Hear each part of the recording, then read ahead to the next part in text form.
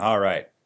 Now let's. How does this connect with Moses? Well, you just learned the story about Joseph, and Joseph saved Egypt and his family, and things were going well. Well, the Bible tells us that years later, a new Pharaoh arose who did not know Joseph and did not remember anything that had happened about how Joseph was such a big deal and had saved Egypt.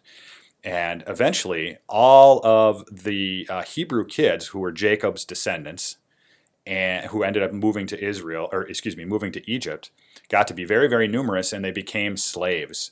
And it got to the point where there were so many of them that the Pharaoh was getting a little bit upset that they might overthrow him. They were just being outnumbered. They were outnumbering the Egyptians.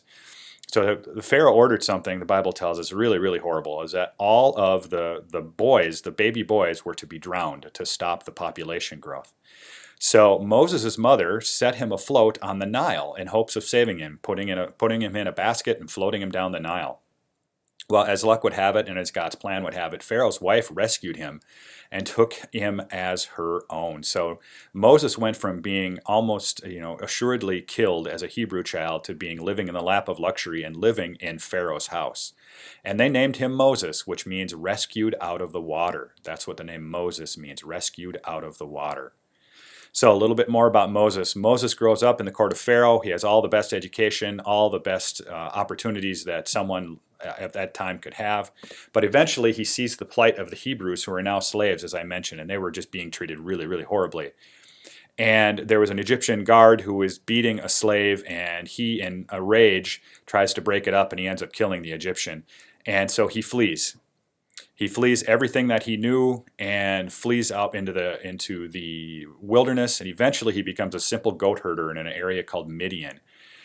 He marries, he lives his life, and one day he finds a burning bush, and a burning bush that calls his name, and it's God. And God tells him to help to go back and rescue his people and deliver them from slavery in Egypt. And by the way, if you've never heard of the movie The Prince of Egypt that came out 15 or so years ago, it's a cartoon movie. It's a great movie that fills you in on all of this Moses story as well. So if you get a chance to look at it, that'd be a great extra credit. And so there's a Moses clip on YouTube. So I want you to go take a look at this, take a little break and go look at this video, and this will bring you up to speed on Moses. And I will see you on the other side. All right, there you go.